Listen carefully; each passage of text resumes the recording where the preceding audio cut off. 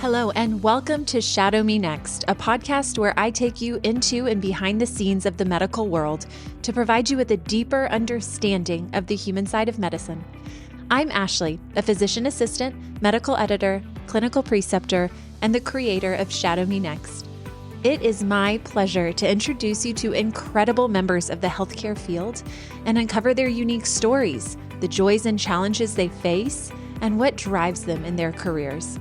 It's access you want and stories you need. Whether you're a pre-health student or simply curious about the healthcare field, I invite you to join me as we take a conversational and personal look into the lives and minds of leaders in medicine. I don't want you to miss a single one of these conversations, so make sure that you subscribe to this podcast, which will automatically notify you when new episodes are dropped, and follow us on Instagram and Facebook at Shadow Me Next, where we will review highlights from this conversation and where I'll give you sneak previews of our upcoming guests. What happens when you take a skilled emergency department nurse and train him to become a PA? You get Ryan Foley, a compassionate, sharp, and uniquely qualified clinician with a story that defies the traditional path. In today's episode, Ryan opens up about his blue-collar beginnings in construction, taking remedial college courses in his 30s, and the strategic way he reverse engineered his dream of becoming a PA. We dive into the contrasting roles of RN versus PA, the reality of ED culture, and what it means to truly listen to patients, to colleagues, and to your gut. Please keep in mind that the content of this podcast is intended for informational and entertainment purposes only and should not be considered as professional medical advice. The views and opinions expressed in this podcast are those of the host and guests and do not necessarily reflect the official policy or position of any other agency, organization, employer, or company. This is Shadow Me Next with Ryan Foley. Thank you so much for joining us today on Shadow Me Next. I found you on LinkedIn and I was so excited because you are a PA and you are also a registered nurse. And I had just had a conversation with one of my nurse practitioner friends about how the perfect practitioner, in our opinion, would be somebody who is trained as a registered nurse and then works as a physician assistant. So thanks for doing what you do. Thanks for being here. We are so excited to have you. Awesome. Ryan, tell us a little bit about, just generally, about your journey to where you're at in medicine right now. Yeah. It's definitely a non-traditional way to go. So to give you like the real long story, I was in construction before I got into healthcare. I did that for quite some time and just felt like I wanted to help people and felt like I could do more.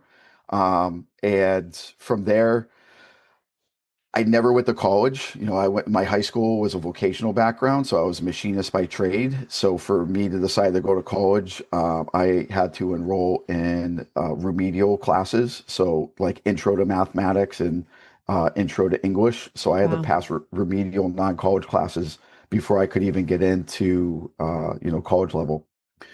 So I started pursuing my prerequisites. When I decided this journey, PA was my goal. And at this time, I was around 30 years old, didn't have any college background.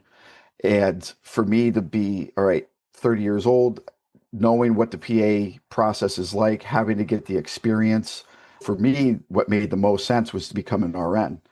The other portion of it was, we also know how competitive PA school is. And I wouldn't be able to weather too many cycles and not have that come to fruition at some point. So for me, I was like, all right, if I get my RN, I'm going to get the experience. I'll be able to make the type of salary I need to make to continue living a comfortable, lifestyle. I'll get all the clinical hours I need. I'll be able to network because I'm going to need references and whatnot. So it was kind of, I had a goal in mind and then I engineered it from the backwards.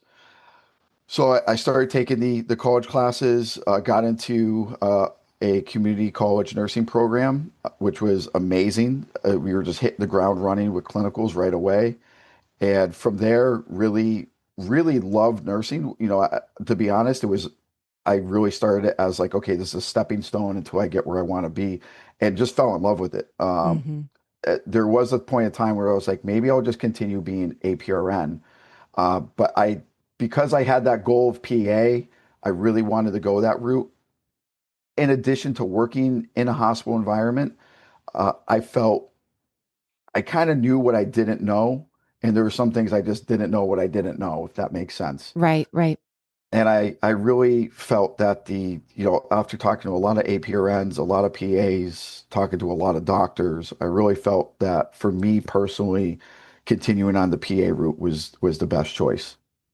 I love how you talked about, this sort of non-traditional vocational background, but you didn't just stop and say, well, I don't have the background that I need to go into medicine. I'm not some 19-year-old that decided she wanted or he wanted to go right into nursing school and my path is formed. It's so interesting because one of the primary questions that I get from college, pre-health college students is, well, Ashley, I missed this one class last semester. Do you think I'm behind?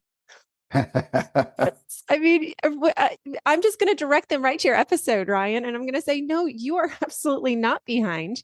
You are going at the pace that is meant for you, and you are making the decisions that are right for you right now. So being so non-traditional, I really applaud you with kind of, like you said, reverse engineering, literally the path Yeah. to your career, which is really cool. Ryan, tell us a little bit about how the scope of practice differs from what you were doing working as an RN to what you're doing now working as a PA. I mean, they're vastly different, but how does that look? So my background for my entire career as an RN and as a PA has been in the emergency department. So being an emergency department RN, you do have a lot of autonomy, a lot of skills, a lot of knowledge. I think the scope is different. I mean, for obvious reasons. Um, and as an ERRN, there's a lot of protocols. You see a lot of things, um, and you could do a lot within your scope, but you're not making the final decision. I think that's really where it comes down to with the PA. The PAs Mm-hmm. and providers are making the final decision on which way we're going to go. Now, that's not to say, I mean, you when you work with incredible nurses, and again, the way that healthcare is being a team, like a team sport, like everybody has a role, and it's if you have a really good nurse, it just makes my job so much easier because sometimes there's things I'm not seeing because they're spending the time with the patient much longer than I am. And I think, yeah, I think that's the big difference. The final decisions come down to the providers, but having the RN's eyes and ears there are really helpful. Oh, absolutely. Like you said, they will see things that the clinician does not see just because they're not in the room as much. And perhaps they're not having the same conversations and they're not talking to the families like often like nurses are doing. So um that is why the team dynamic in medicine works so well if the teamwork is there. Yeah, I absolutely. think that's so important. Did you have any challenges switching just for yourself, switching from being an RN into a PA? Like, did you ever find that you were kind of like moving back into that RN role every now and then and doing things, especially early on, especially working in emergency medicine in both roles? Being in emergency medicine now, I think anybody who is in that environment understands that we're doing a lot more with a lot less. And what I have a hard time because I know that nurses are taking on more patients than they can handle sometimes. And that's just kind of the environment that we're in, which causes delays. So for me, with my skill background and working in emergency, um, there's times that I'll go in and I'll start my own lines. I'll get the blood work. I'll do the swabs more to just kind of be a good team member. Mm-hmm.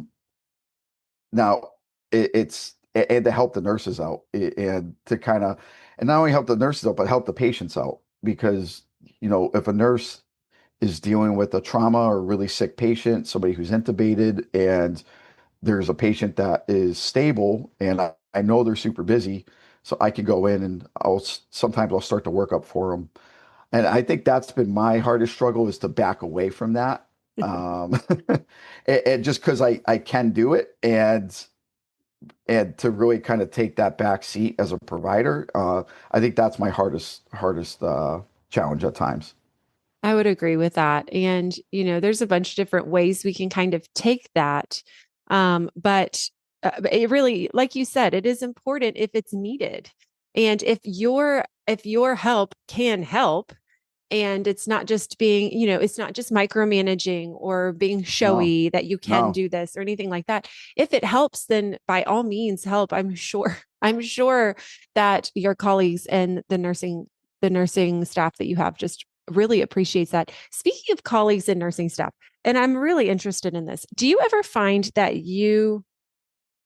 well, let me back up one step and say, not everybody in medicine is a great team player. That's the kindest way I can say it, right?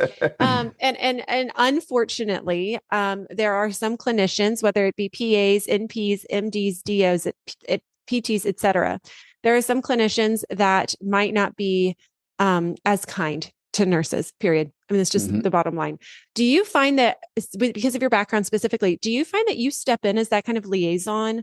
Um, often, or do you just feel this need sometimes to step in and say, hey, cut him a break, or why don't you help out? Yeah, yeah. I think I- I've been really blessed. I work with a lot of really good providers and nurses and teammates. I haven't really seen a whole lot of providers being like that to nurses, but I do. But it has happened, Hmm. unfortunately. Hmm. Those are the times that I can step in with my perspective, and Hmm. it's just one of those things of being. They'll be like, "Hey, you know, provider to provider will be like, oh, this workup is taking so long, or why can't they get there? They still haven't gotten a CAT scan yet. Like, what's going on?" And I think sometimes it's just people venting and being frustrated, but I can offer that perspective of like, hey, man, I don't know if you know, but look, they got an intubated patient. They were just given another patient. You don't know if transport's backed up, because I've lived it, Right. Right. which helps a lot, honestly, with my nurses when I'm working with them, because I understand, and I can always, I don't know, I always try and come from the angle of empathy, of instead of like, hey, why is this not going on? Be like, hey, do you need help? Really just kind of being like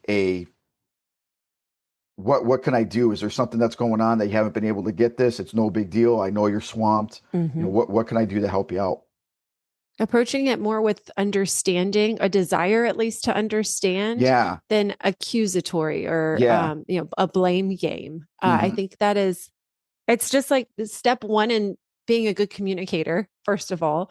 Yeah. And like you said, you've lived it. You know the inner workings and what the holdups could be, perhaps. Whereas a lot of times they don't teach you that in PA school. No. They say No. order the CT and then read it. They Yeah. don't tell you all the steps that go to getting to that CT, which I do, Ryan. I'm so excited to talk about a day in your life currently as a PA in the ED. So we'll get to that next, actually. But before we do, there is a segment on the show called Quality Questions. This is one of my favorite parts. It's where we talk about some really mind blowing interview questions and sometimes just some terrible interview questions that we as healthcare workers have heard in the past. And this is supposed to help our pre-health students prepare for their own interviews one day. So, Ryan, do you have a quality question that you'd like to share with us?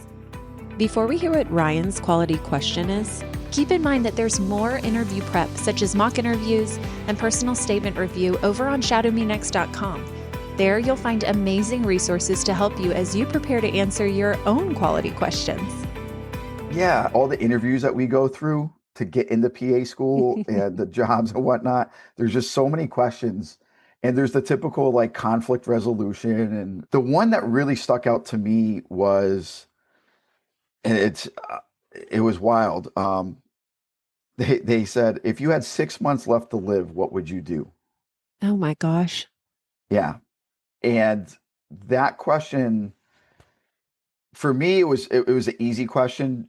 I'm married and I have 4 kids, so right away I was trying not to cry in the interview because I'm like, I'm just need to spend time with my family. Like I'll quit my job and make Mhm. memories and do whatever I can.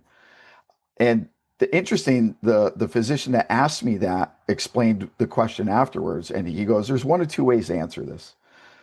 One is how you answered it, which is very selfless, and then the other way is, hey, I'm taking off and I'm traveling for next 6 months and I'm spending as much money as possible." And that's the selfish way of answering it. And he's Mhm. like, you don't want to work with that that person. Mm-mm.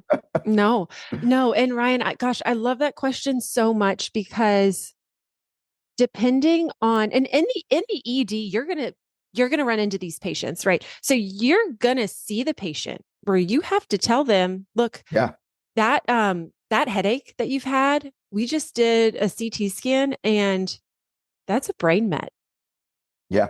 And we're going to get you to the right people and we're going to make sure that you get the care you need. And we're going to be hopeful, but you might have to tell them, you have limited time on this earth. So Hmm. a lot of these clinicians have maybe seen the looks behind people's eyes when they tell them these things. You have 6 months left to live.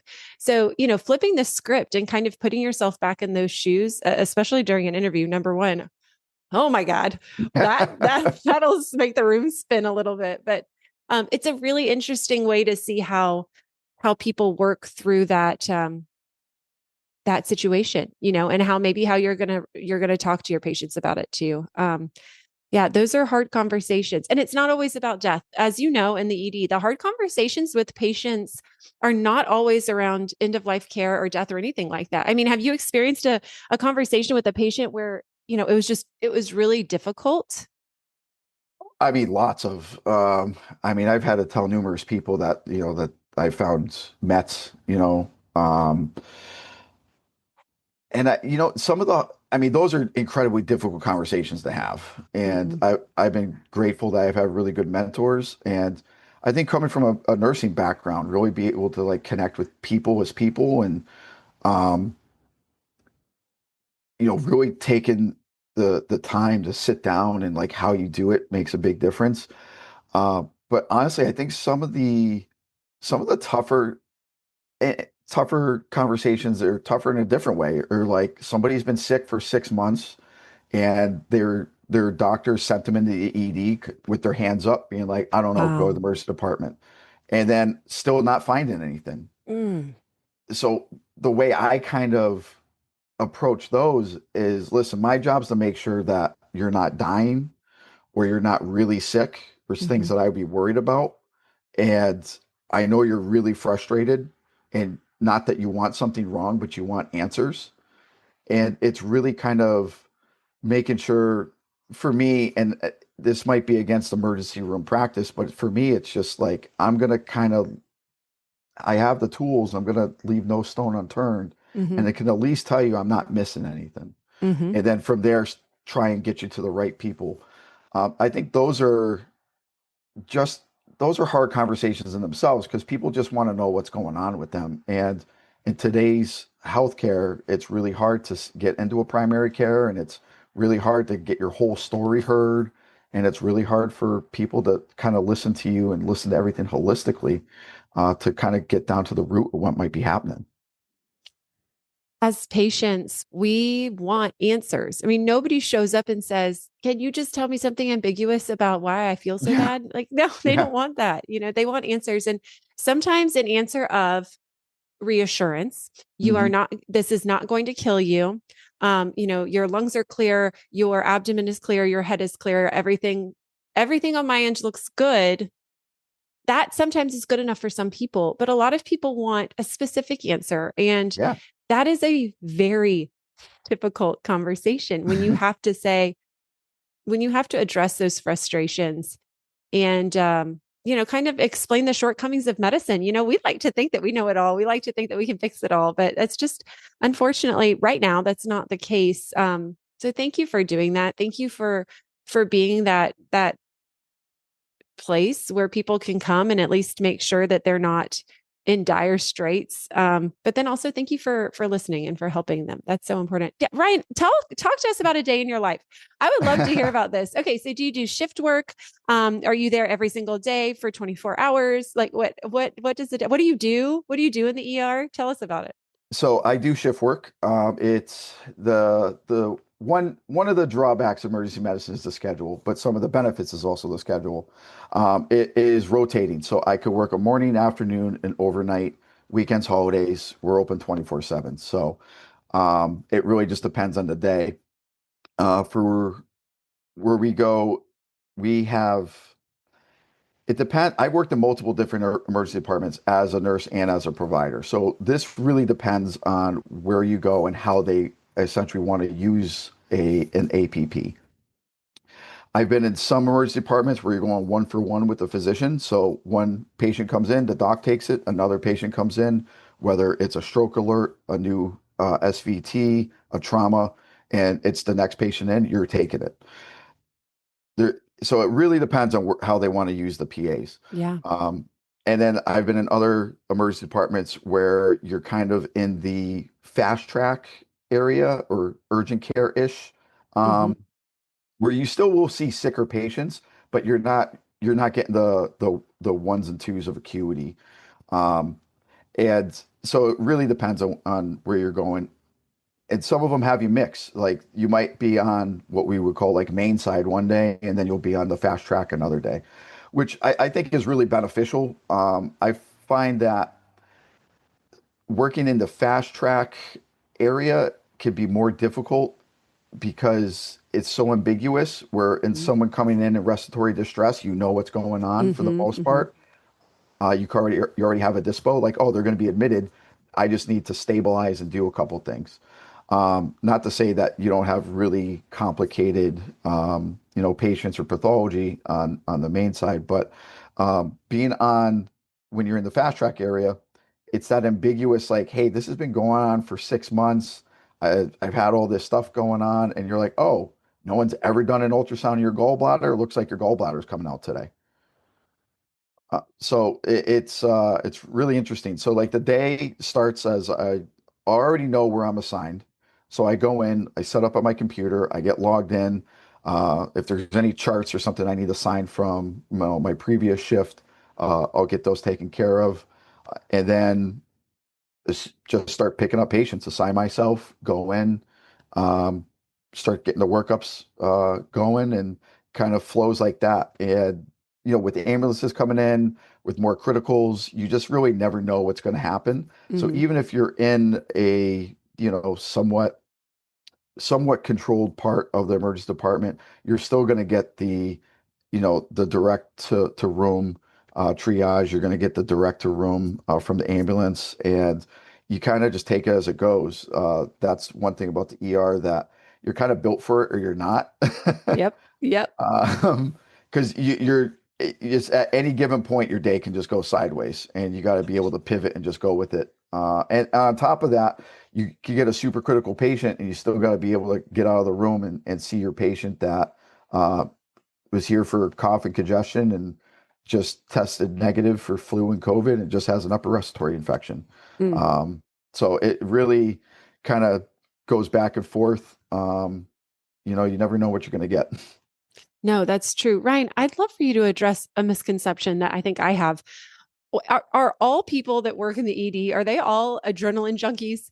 Or are there certainly people who are just like totally chill, totally calm, like very steady? I mean, is there like a type to work in the ER? There definitely is. There's definitely a type that works in the ER. I have worked with people that are, the smooth and steady and the really chill, and I really admire them because I am not one of them. Uh, I'm very, like myself. If you ask anybody, I'm pretty intense, Hmm. and but there are people that are just like, I'm like, does anything make you upset? Like, do you get riled up? Like, how do you? And they're just the same every way, and they never get upset, they never get frustrated. It's Hmm. really amazing.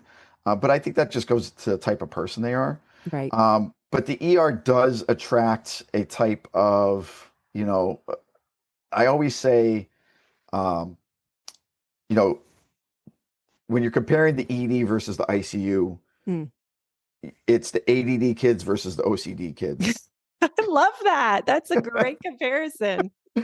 Um, and we're just so like, so many things are going on in the emergency department. You're so kind of like scattered, like things are just happening. You're looking and it's like squirrel. And it's just but then in really intense situations, Yeah. that's where the adrenaline kind of like almost takes over and you go Hmm. into like a flow state. Hmm. And Hmm. everybody is very calm.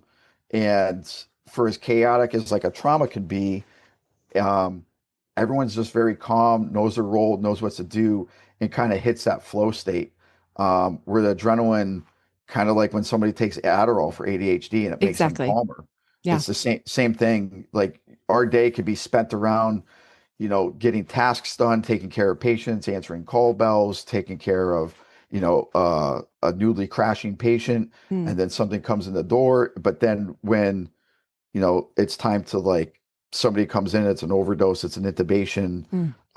a super sick patient, everyone kind of like comes together and it's really interesting to see. It's cool. I mean, I think there is so much about the ER, the ED, whatever, urgent care even, that is absolute chaos. I mean, you Mm, are a dad of 4 kids, you understand chaos, yeah. but then there are those moments where you just get this like focused calm and Yeah. everybody starts working together, and like you said, that flow state. And I think a lot of it is because, yes, in medicine there is a lot of things that we still don't know and a lot of chaos, but there are also a lot of algorithms and a lot of procedures, and a lot of the cases that you are dealing with have algorithms and procedures and things like that, and it's almost just like this.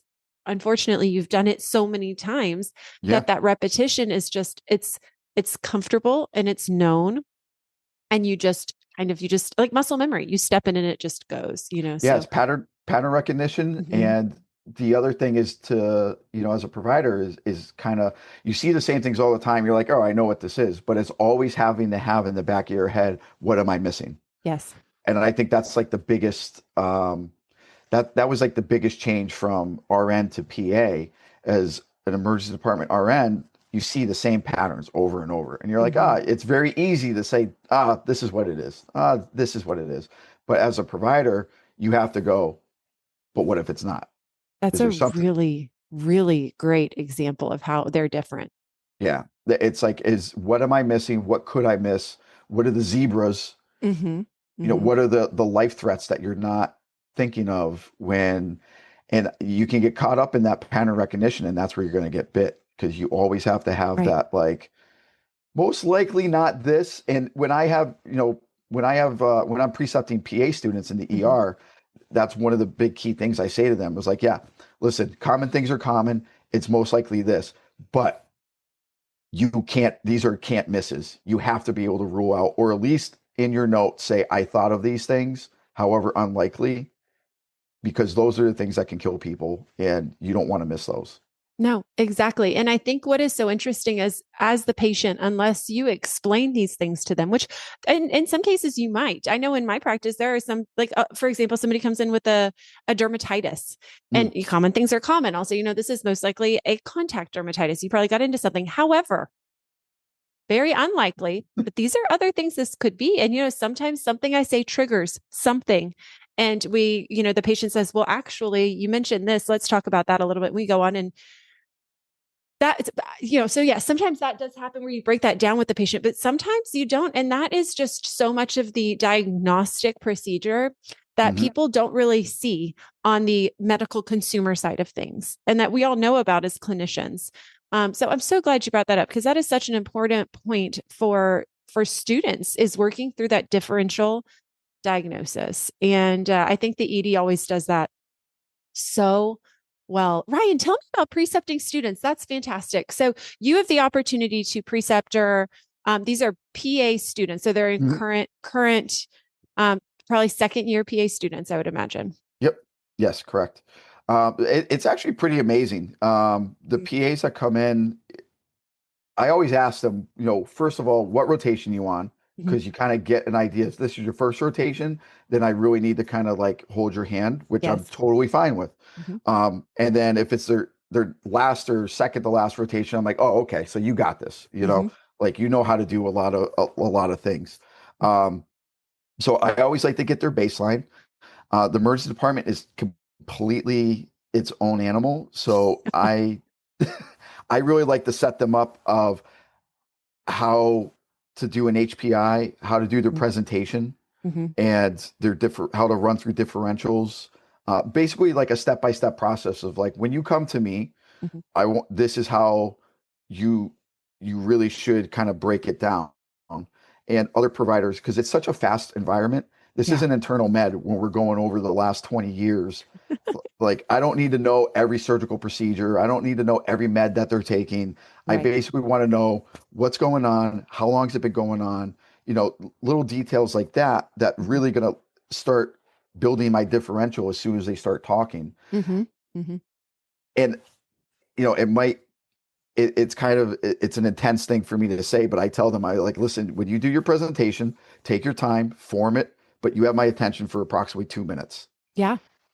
And they just kind of like their eyes light up, and I go, I'm not being a jerk. I'm not, I'm not going to stop listening to you. I'm not going to like walk away, but it's more for when you talk to other clinicians Hmm. in the emergency department. We don't have a lot of time, so you need to be very succinct and to the point.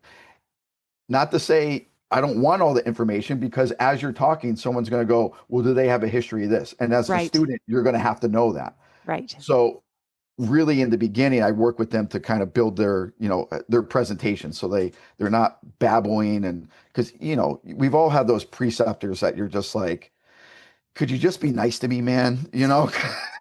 Like, can you give me a break? Like, I like know. I'm trying really hard. So I try and set them up. I'm like, listen, I may seem intense, but I'm really laid back.